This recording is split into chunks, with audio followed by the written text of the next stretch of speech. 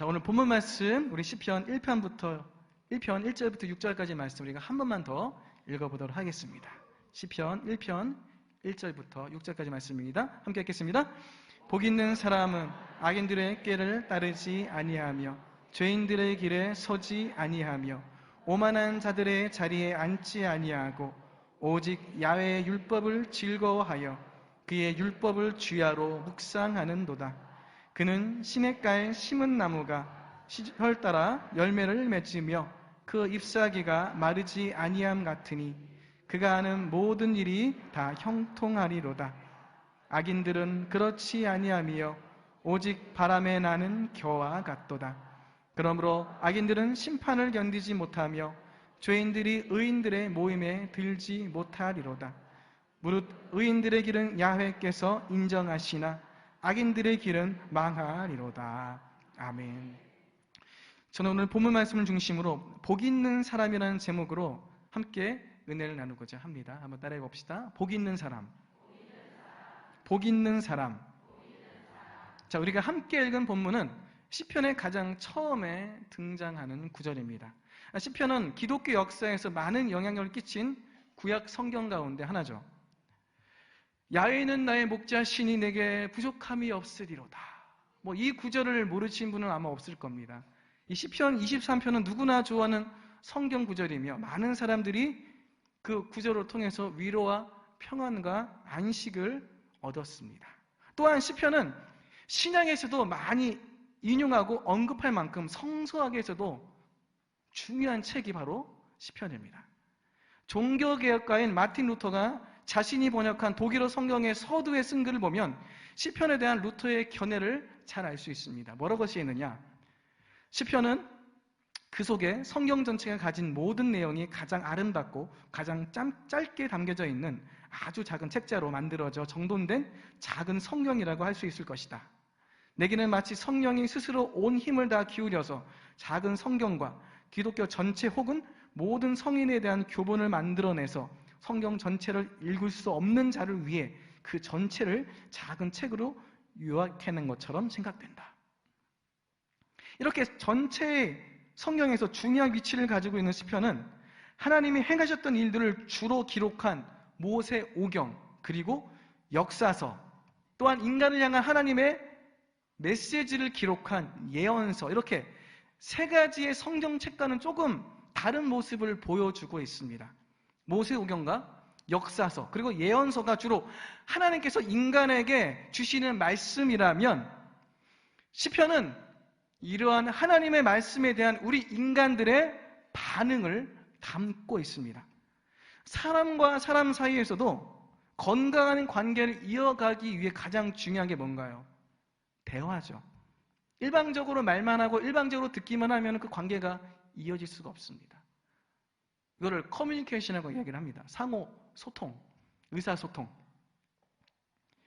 그런 진심이 담긴 서로 간의 커뮤니케이션이야말로 서로가 건강한 관계를 유지하고 있다는 증거가 되기 때문이죠. 하나님께서는 성경 안에서도 이렇게 우리들과 소통을 하고 있습니다. 하나님께서 우리에게 베푸신 선하신 행동과 그 말씀에 대하여서 시편은 찬양시로 응답을 합니다. 우리의 상황에 대해 하나님께서 아무런 말씀을 안 하시고 침묵하실 때 시편은 탄원시로 응답을 합니다. 이 외에도 시편에는 감사시, 신뢰시, 회상시, 지혜시, 제왕시 등의 인간의 응답으로 이루어져 있습니다.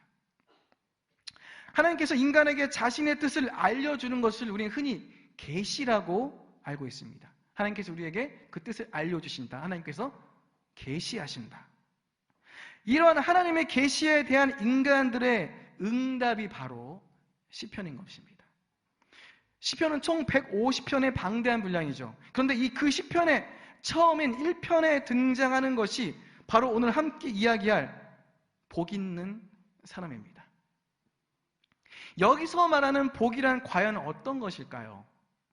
우리가 흔히 복에 대해서 이야기할 때 물질적으로 부유한 것, 육체적으로 건강한 것, 또 범사에 형통한 것, 아니면 자녀들이 하는 일이 모두 잘 되고 좋은 직장에 취업하고 좋은 사람과 만나 결혼하고 그 앞날이 창창한 것, 뭐 이런 것들을 복이라고 생각할 수 있습니다. 물론 이런 것들도 복에 들어가죠. 복에 속합니다. 그렇다면 예수님께서는 과연 그 복에 대해서 어떻게 말씀하셨을까요? 마태복음 6장 31절에서 33절까지 말씀 함께 보도록 하겠습니다. 함께 하겠습니다. 그러므로 염려하여 이르기를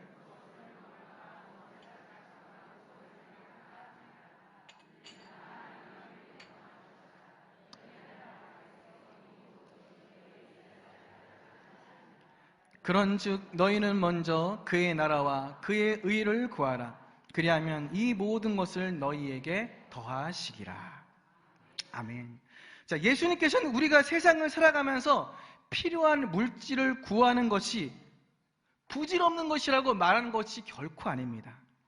오히려 그것이 우리에게 필요하다는 것을 아버지께서 아신다고 명확하게 말하고 있으시죠. 하지만 여기서 중요한 것이 있는데 뭐냐? 우리가 먼저 구해야 할 것이 어떤 것인지 알아야 한다는 겁니다. 바로 우선순위를 말하죠. 예수님께서 말씀하신 참된 복은 바로 하나님의 나라와 하나님의 의를 구하는 것입니다. 다시 말하면 하나님을 아는 것이죠. 우리가 잘 알고 있는 삼중축복, 순복음의 가장 중요한 메시지죠. 삼중축복도 바로 여기에 해당이 됩니다. 세 가지 축복이 뭐예요? 영혼이 잘된 같이, 범사가 잘되고 강건한 것. 근데 가장 먼저 나온 게 뭐죠? 영혼이 잘되는 것. 영혼이 잘되는 축복이 가장 우선되고 그 뒤에 범사가 잘되고 강건한 겁니다. 영혼이 잘된 같이 범사가 잘되고 강건한 것이지 영혼이 잘된 같이 범사가 잘되고 강건한 게 아니라는 거예요. 먼저 강조된 게 뭐죠?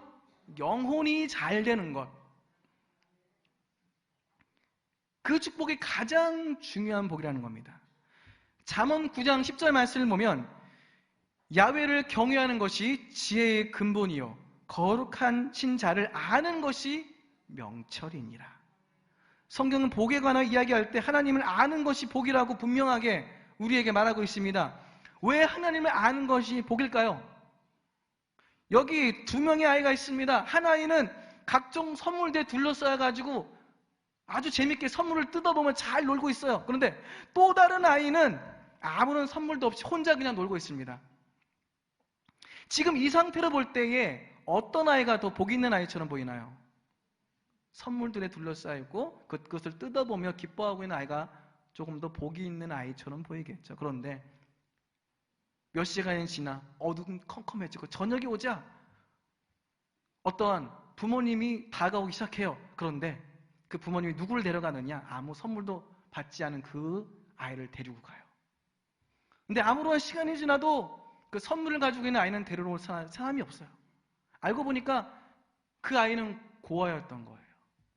돌봐줄 수 있는 사람이 아무도 없어.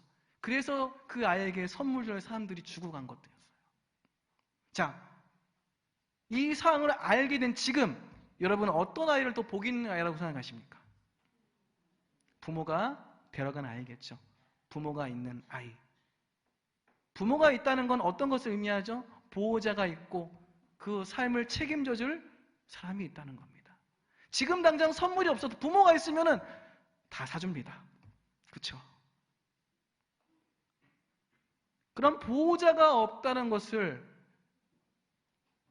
지금 우리는 이 세상에서 하나님을 모르는 자들이 그런 상황에 있다는 것을 우리는 분명하게 알 수 있어야 됩니다.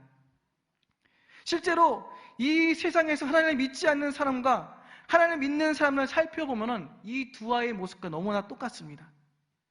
하나님을 믿지 않는 사람들이 무언가 잘되고 잘나가고 형통하는 것처럼 보일지라도 그들에게는 그들을 보호해줄 보호자가 없습니다.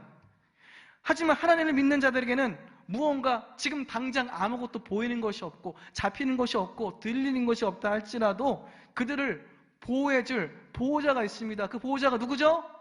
하나님. 아무것도 없던 아이에게 부모님이 나타났던 것처럼 우리에겐 누가 있습니까? 하나님. 시편에 말하는 복 있는 사람은 바로 이렇게 하나님을 아는 사람, 이러한 하나님께 자신의 인생을 맡긴 사람입니다.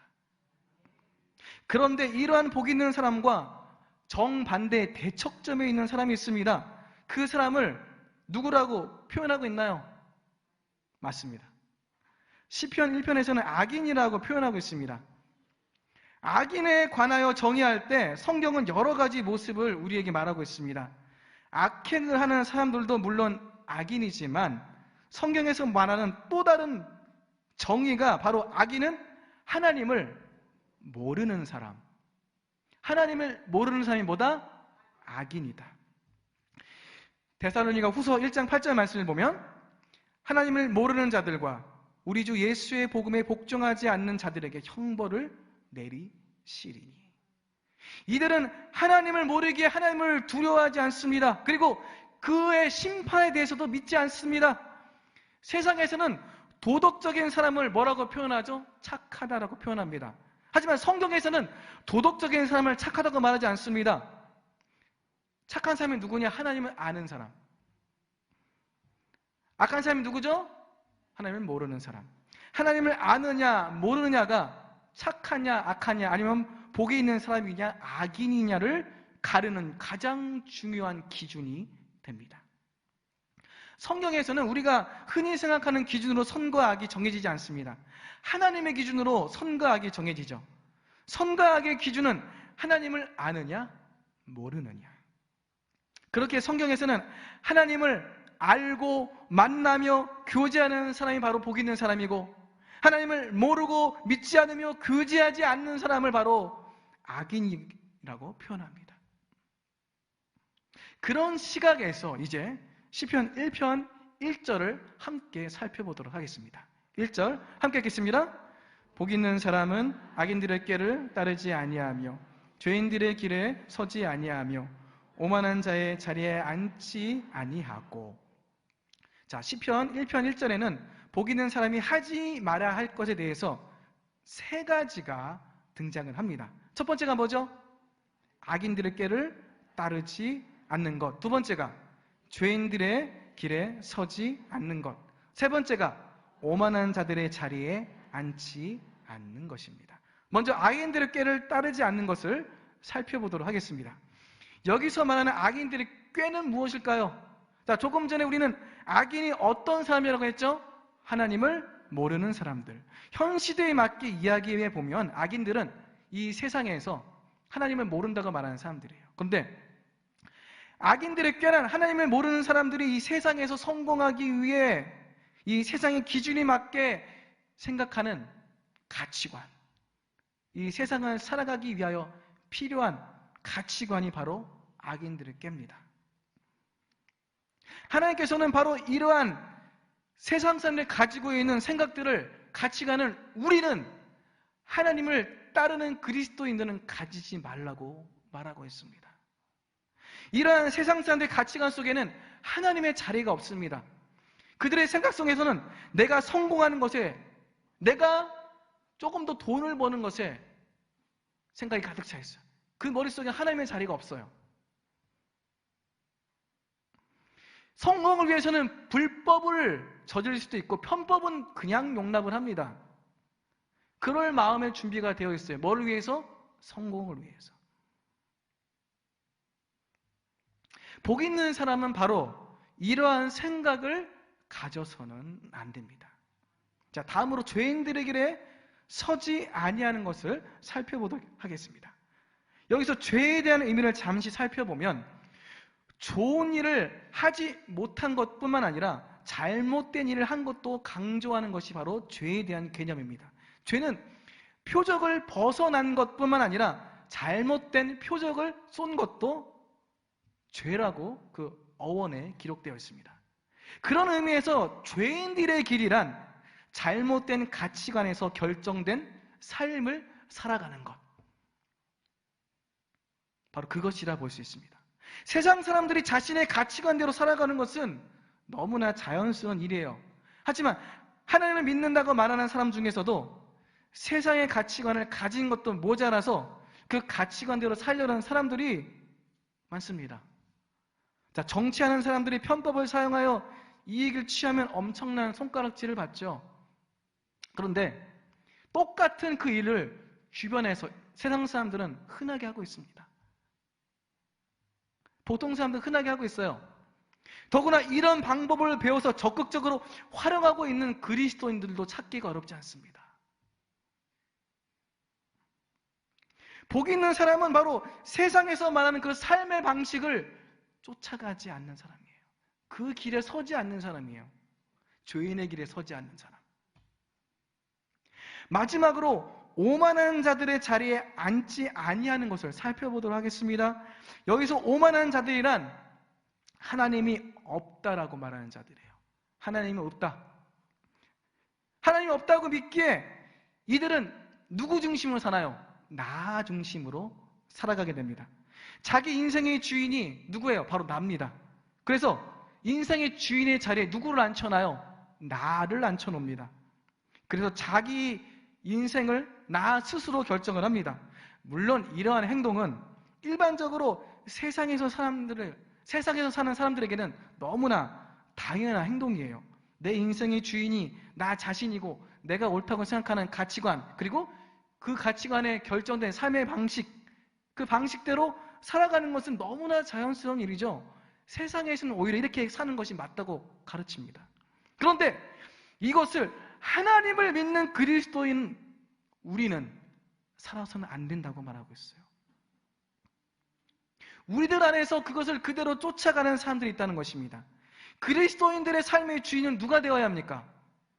하나님이 되어야죠. 나라는 사람의 인생의 여정을 누구에게 맡겨야 돼요? 내가 맡아야 돼요?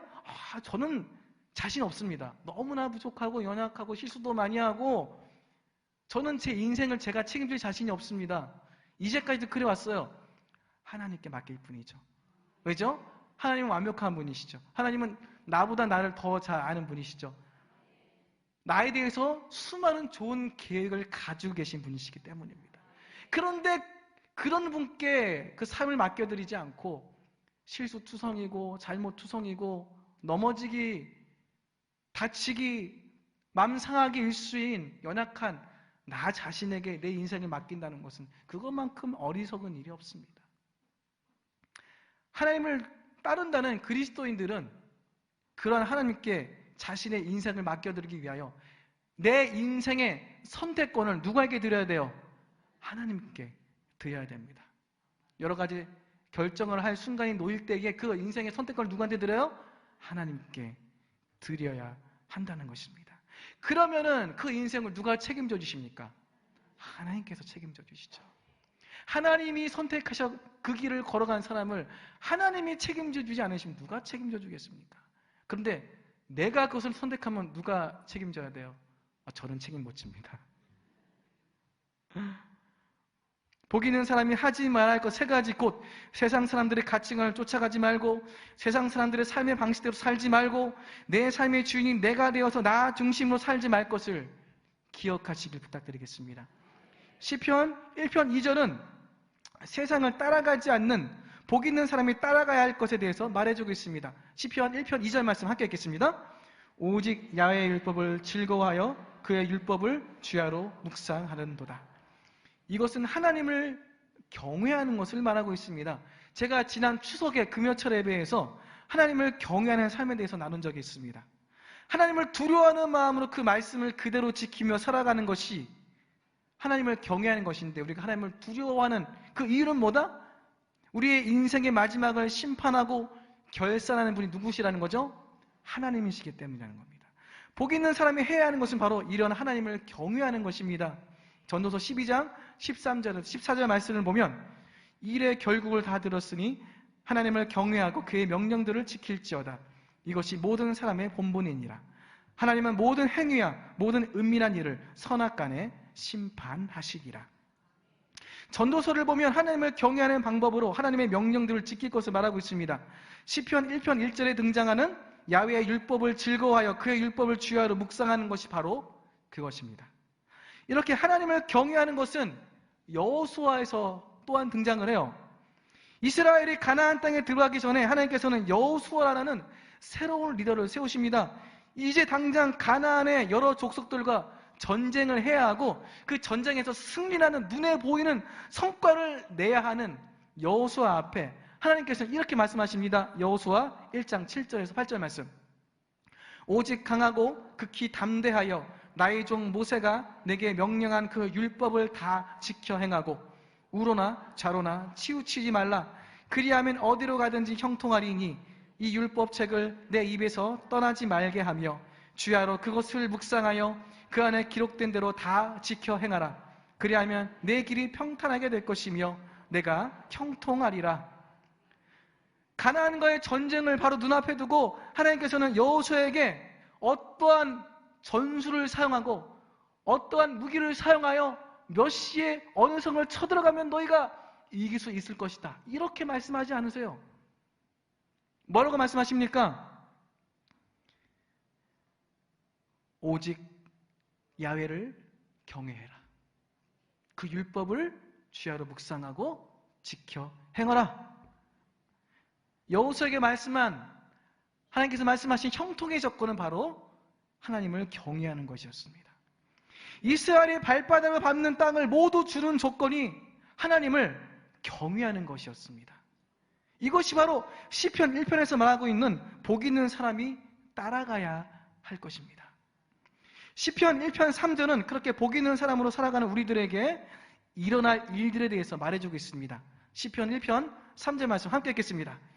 그는 시냇가에 심은 나무가 철을 따라 열매를 맺으며 그 잎사귀가 마르지 아니함 같으니 그가 하는 모든 일이 다 형통하리로다. 자, 복 있는 사람을 시냇가에 심은 나무로 비유하고 있습니다. 그런데 이러한 비유는 단지 시편에만 등장하는 것이 아니에요. 예레미야 17장 7절에서 8절까지 말씀을 보면 함께 읽겠습니다. 그러나 무릇 야훼를 의지하며 야훼를 의뢰하는 그 사람은 복을 받을 것이라.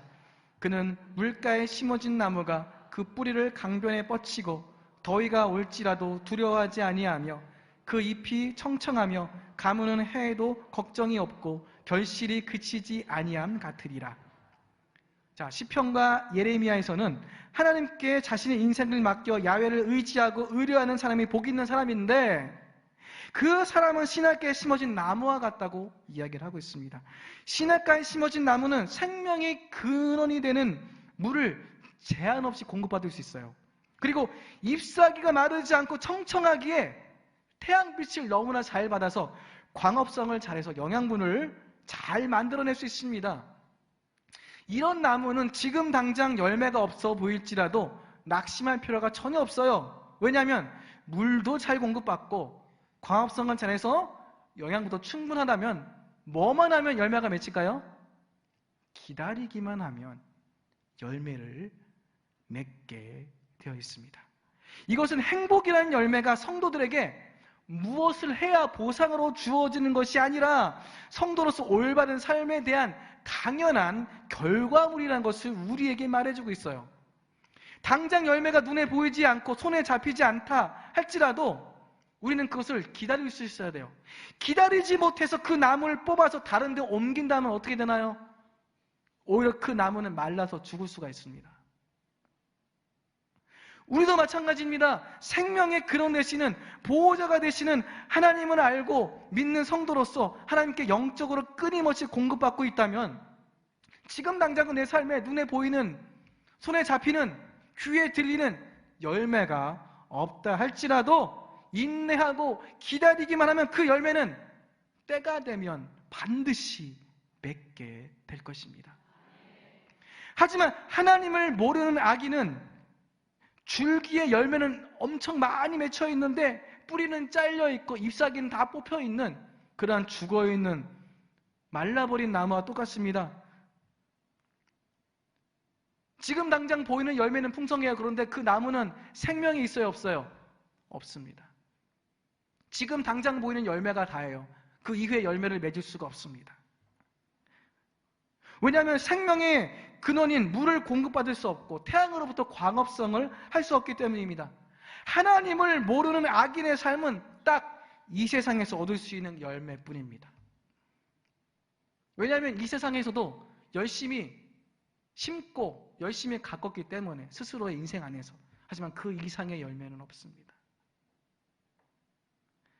이러한 악인의 삶에 대해서 시편 1편 4절에서 5절은 우리에게 이렇게 말하고 있습니다. 시편 함께 읽겠습니다. 악인들은 그렇지 아니하며 오직 바람에 나는 겨와 같도다. 그러므로 악인들은 심판을 견디지 못하며 죄인들이 의인들의 모임에 들지 못하리로다. 복 있는 사람은 더위가 오고 가무는 해에도 생명의 근원 되신 하나님께 붙어있기에 걱정이 없습니다. 그런데 악인들은 그 삶이 뭐와 같다고 이야기하죠? 바람에 나는 겨와 같다고 말합니다. 겨가 뭔가요? 곡식에 나다를 찧어서 벗겨낸 껍데기가 겹니다. 이것은 껍질만 있고 속에 알맹이가 들어있지 않는 쭉정이와 같은 의미라고 볼 수가 있어요. 알곡과 쭉정이는 벼가 자랄 때 함께 자랍니다. 그렇기 때문에 자라고 있는 동안에는 그것이 알곡인지 쭉정인지 알 수가 없어요. 그들의 운명은 어떤 때 판가름이 납니까? 바로 추수기에, 추수할 때 결정이 납니다. 타작마당에서 곡씨를 뭘 해요? 열심히 키질을 하죠. 그 키질을 할 때 알곡은 키질을 버틸 알맹이가 그 안에 단단히 버티고 있습니다. 하지만 쭉정이는 키질을 버틸 알맹이가 없습니다. 그래서 바람에 나는 뭐가 돼요? 겨가 돼버려요. 날아가 버려. 쭉정이는 알곡들이 모여있는 그 키 안으로 들어갈 수 없어요. 성경에서 뭐라고 표현했죠? 의인들의 모임에 악인들이 들지 못한다. 우리도 마찬가지입니다. 하나님을 믿는 자는 인생의 키질, 다시 말해 인생에 닥치는 환난을 하나님께서 공급해 주신 힘으로 이겨낼 수 있습니다. 믿으십니까? 그 환난을 이겨내고 기다리기만 하면 뭐를 맺을 수 있어요? 열매를 맺을 수 있습니다. 하지만 하나님을 모르는 자들은 보호자가 없기 때문에 지금 당장은 어떻게 버텨볼지라도, 근근히 버텨볼지라도 결국에는 그 환난을 견디지 못하게 됩니다. 시편 1편 6절은 복 있는 사람과 악인의 삶의 끝을 우리에게 말해주고 있습니다. 함께 읽겠습니다. 무릇 의인들의 길은 여호와께서 인정하시나 악인들의 길은 망하리로다. 속담에 호사유피 인사유명이라는 말이 있습니다. 그러니까 풀어보면 호랑이는 죽어서 가죽을 남기고 사람은 죽어서 뭘 남기죠? 이름을 남긴다는 말입니다. 자, 우리나라는 반만년의 역사를 자랑하는 역사적인 민족입니다. 그런데 역사적으로 위대한 인물들이 우리나라는 참 많아요. 이 속담처럼 그들은 자신의 이름을 역사책에 남겼고 그 이름을 후세인 우리들이 기억을 하고 있습니다. 그런데 그 시대에도 많은 돈을 가지고 풍족하게 잘 살던 사람도 있을 것이고 권력을 가지고 그 권력을 휘두르며 살았던 사람도 분명히 있을 것입니다. 하지만 지금 현재 그렇게 부와 권력을 누렸던 사람들의 이름을 우리는 누구를 기억하고 있나요? 아무도 기억하고 있지 않아요. 오히려 좋지 못한 이름으로 기억되는 경우조차 있습니다. 역사책의 위인으로 기록된 사람들은 이 나라를 위해 희생하고 헌신하였던 사람들입니다. 그들의 헌신과 희생을 역사가 기억하고 후손들이 인정합니다. 대한민국에서는 유공자라고 또 대우도 해줍니다. 그렇다면 하늘나라 생명책에는 어떤 사람들이 기억될까요? 바로 하나님 나라를 위해 헌신하고 수고한 사람들, 시편에서 말하는 복 있는 사람들입니다. 우리가 살아온 길을 다른 누구도 아닌 누가 인정해 준다고 말씀하고 있어요? 하나님께서 생명책에 기록하여서 인정해 주신다. 그러나 악인은 이 세상에서 부와 권력을 누리고 세상 사람들이 부러워할 만한 삶을 살았다 할지라도 하늘나라 생명책에 그 이름이 기록되지 못합니다. 그리고 그가 살아온 길을 어느 누구도 기억하지 못합니다. 하나님조차도 인정하지 않으신다고 말하고 있어요. 결국 악인이 살아왔던 삶은 뭐가 됩니까? 허상이 되어버립니다.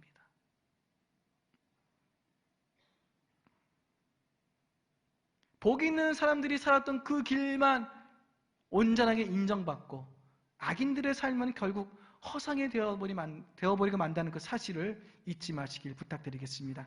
자, 지금까지 우리는 복 있는 사람이라는 제목으로 시편 1편에 대해서 함께 살펴봤습니다. 인생을 살아가는 모든 인간의 길은 결국 두 가지의 선택이 있습니다. 그것은 의인의 길과 악인의 길입니다. 시편 1편의 단어로 이야기하면 복 있는 사람의 길과 악인들의 길입니다.